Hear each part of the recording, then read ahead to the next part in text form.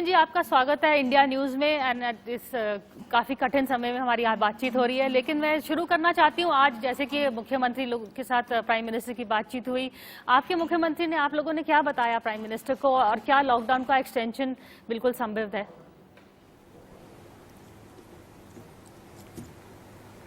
प्रधानमंत्री जी ने सभी राज्यों की राय ली है और मुझे लगता है कि अंतिम निर्णय लॉकडाउन के बारे में बहुत जल्द औपचारिक रूप से लिया जाएगा। लेकिन हम लोगों ने अपनी जो चिंताएं हैं, जो हमारी ज़रूरतें हैं, जो वास्तविकता क्षेत्र की है, प्रदेश की है, उसके बारे में उनको अवगत कराया है। और हम चाहते हैं कि जो भी निर्णय लिया जाए पूरे देश में एक साथ लिया जाए, क्योंकि किन्हीं राज्यों में हम लॉकडाउन ना रखें और कहीं पर हम लॉकडाउन रखें, उससे हमारा पर्पस सर्व नहीं होगा।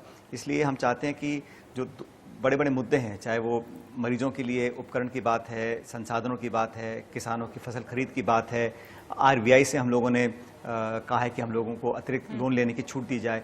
ये सारी बातें हम लोगों ने प्रदेश की तरफ से रखी हैं केंद्र सरकार को, और मुझे लगता है कि इस पर सकारात्मक रुख लेकर केंद्र सरकार निर्णय लेगी। पर सचिन, ये अभी समय है रबी क्रॉप का और काफी हार्वेस्टिंग का प्रॉब्लम भी फेस कर रहे हैं आपके फार्मर्स, किसान लोग, तो उनके बारे में आपने कुछ सोचा है? उनकी आपकी कठिनाई कैसे उनको आप दूर करेंगे? नहीं, आने वाले दिनों के अंदर हम लोगों ने खरीद को चालू किया है। प्रदेश में अनेकों जगह हम लोगों ने कहा है कि आप डिस्टेंसिंग मेंटेन करने के बाद और सब प्रिकॉशंस लेने के बाद किसान वहाँ पे अपना अनाज बेच सकता है। और हम चाहते हैं कि एमएसपी पर खरीद हो, क्योंकि अभी जो गोदाम हैं, चाहे एफसीआई के हैं, चाहे राज्य सरकार के हैं, उसमें से काफ़ी कुछ हम इस्तेमाल कर रहे हैं। जो अनाज हम गरीबों तक, वंचित समाज के लोगों तक पहुंचा रहे हैं, उसको भरना भी तो पड़ेगा। तो हम चाहते हैं किसान की खरीद भी सही समर्थन मूल्य पर हो, और फिर हमारे गोदाम जो हैं देश भर के वो खाली ना हो, क्योंकि अगले लंबे समय तक हम लोगों को इस कठिन दौर से गुजरना पड़ेगा। तो किसान आज बहुत मुसीबत में है। हमारे प्रदेश में ओले पड़े, फिर बारिशें पड़ी, बिन मौसम की फसल खराब हुई। अब जो बची कुछ फसल भी है वो लोग काट चुके हैं या काट रहे हैं। तो बहुत जल्द हम खरीद चालू करेंगे, लेकिन इसमें केंद्र सरकार का जो हर साल एमएसपी होता है उसी रेट पर हम लोग खरीदें, तभी किसान बच पाएगा। पर सचिन, आपको क्या लगता है ये कंटेन कैसे करेंगे? क्योंकि आपने भीलवाड़ा मॉडल जो है सब उनकी चर्चा कर रहे हैं, पर वो छोटा एरिया था। जयपुर में जैसे कि आपका काफ़ी सबसे ज़्यादा इंसिडेंट हुआ है, तो फिर जयपुर में हुआ है। जयपुर जैसे बड़े शहर में नहीं हम कंटेन कर पा रहे हैं, तो आप सख्ती की बात कर रहे हैं, लेकिन हम कितना और सख्त करें? क्या और मेजर्स लेने पड़ेंगे, स्ट्रिक्ट मेजर्स लेने पड़ेंगे अगले फेज ऑफ लॉकडाउन में?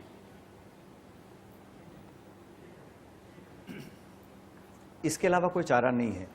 और मैं समझता हूँ कोई भी कर्फ्यू हो, लॉकडाउन हो, जब तक उसमें जनता की संपूर्ण भागीदारी नहीं है, तब तक वो कभी कामयाब नहीं होगा। भीलवाड़ा के अंदर जब संख्या बढ़ रही थी इन्फेक्टेड लोगों की, तब हम लोगों ने एक तरह से सुपर कर्फ्यू लगाया और एक रूथलेस कंटेनमेंट करके व्हीकल्स को, दोपहिया साधनों को, लोगों को बिल्कुल हिलने डुलने से मना कर दिया। और लोगों को जो रोज़मर्रा की चीज़ें थी वो घर तक प्रशासन लेकर जाता था। फल फूल, सब्जी, अनाज सब हम लोग पहुंचाते थे, और तभी कुछ दिनों बाद ये कंटेन कर पाए। जयपुर में आज संख्या 286 की हो गई है, आज 4 बजे की रिपोर्ट है। तो संख्या बढ़ रही है, चिंता का विषय है। और राजस्थान में क्या अलग अलग जिलों के अलग अलग समीकरण हैं। भीलवाड़ा एक कंपैरेटिवली छोटा जिला है, जयपुर बड़ा जिला है। यहाँ पर भी बड़ी सख्ती से अनेक जगहों पर कर्फ्यू लगाया हुआ है, लेकिन अब हमें लगता है कि और सख्ती से करना पड़ेगा, क्योंकि इस वायरस का, इस बीमारी का कोई इलाज नहीं है, कोई वैक्सीनेशन नहीं है। इसको तो सिर्फ हम कंटेन कर सकते हैं घरों में रहकर, डिस्टेंसिंग मेंटेन कर और सफाई करके, ताकि इन्फेक्शंस ना फैले। और जो लोग जानबूझ के इन्फेक्शन को छुपा रहे हैं या सिम्टम्स को दबा रहे हैं, वो लोग एक डिसर्विस कर रहे हैं समाज के साथ। बिकॉज अधिकांश लोग जो इन्फेक्टेड भी हैं, उसका ट्रीटमेंट के बाद उनको स्वस्थ होकर बाहर निकल रहे हैं।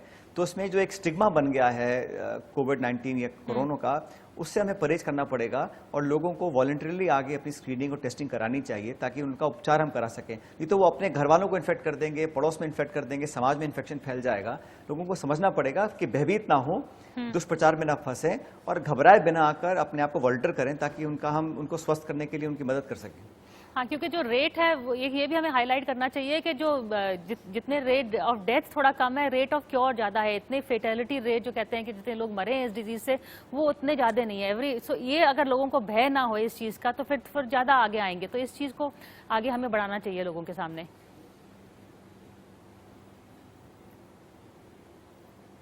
बिल्कुल, क्योंकि भीलवाड़ा में जो जितने भी हमारे पॉजिटिव पेशेंट्स हैं, आज वो सब नेगेटिव हो गए हैं। Right. तो उपचार के साथ सही मेडिकेशंस जो भी उनका इलाज हम करें, तो लोग स्वस्थ होते हैं। इसका मोर्टेलिटी रेट बहुत कम है, इसमें घबराने की ज़रूरत नहीं है। तो और मुझे लगता है कि एक तरह से समाज में घबराहट फैल गई है, खौफ फैल गया है। वो मैं समझता हूँ एक अच्छा रास्ता नहीं है। हम लोगों को कन्विंस करना चाहिए। और इस देश में बहुत से लोग सोशल मीडिया के माध्यम से गलत खबरें फैला रहे हैं, लोगों को दोषी ठहरा रहे हैं, गलत प्रचार कर रहे हैं।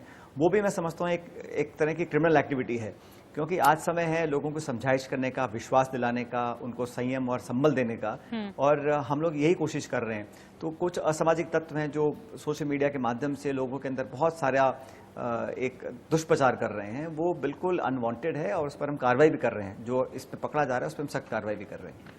और सचिन, कोई एग्जिट प्लान के तौर से आपने कुछ सोचा है कि कब किस हद तक लॉकडाउन चलेगा हमें पता नहीं, लेकिन लॉकडाउन जब खुलेगा तो ग्रेजुअली खुलेगा। आप सोचते हैं कोई डिस्ट्रिक्ट जो सेफ है उनको हम कह दें ग्रीन जोन है, यहाँ पे थोड़ा काम कल चल सकता है, कोई हॉटस्पॉट बंद रहेंगे, ऐसा कुछ सोचा है आपने?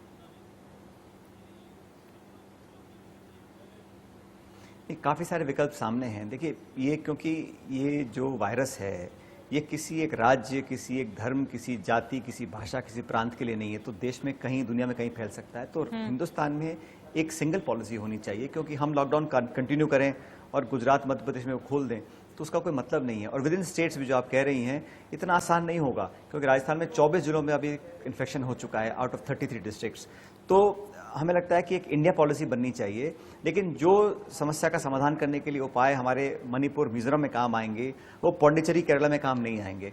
इसलिए सबसे सलाह करने के बाद, सब स्टेक होल्डर से चर्चा करने के बाद, साइंटिफिक कम्युनिटी से चर्चा करने के बाद हम लोगों को बहुत सोच समझ के निर्णय लेना चाहिए। मुझे उम्मीद है कि बहुत जल्द केंद्र सरकार, आज चर्चा हुई है सब स्टेट गवर्नमेंट्स के साथ, तो बहुत जल्द केंद्र सरकार एक निर्णय लेगी। और निर्णय जब ले लें हम लोग as a country, then we must follow that decision. उसमें फिर हमें इफ बट करने की जरूरत नहीं है, क्योंकि अगर हम इसको कठोरता से पालन नहीं करेंगे तो उसको कर्फ्यू और लॉकडाउन लगाने का कोई मतलब नहीं है।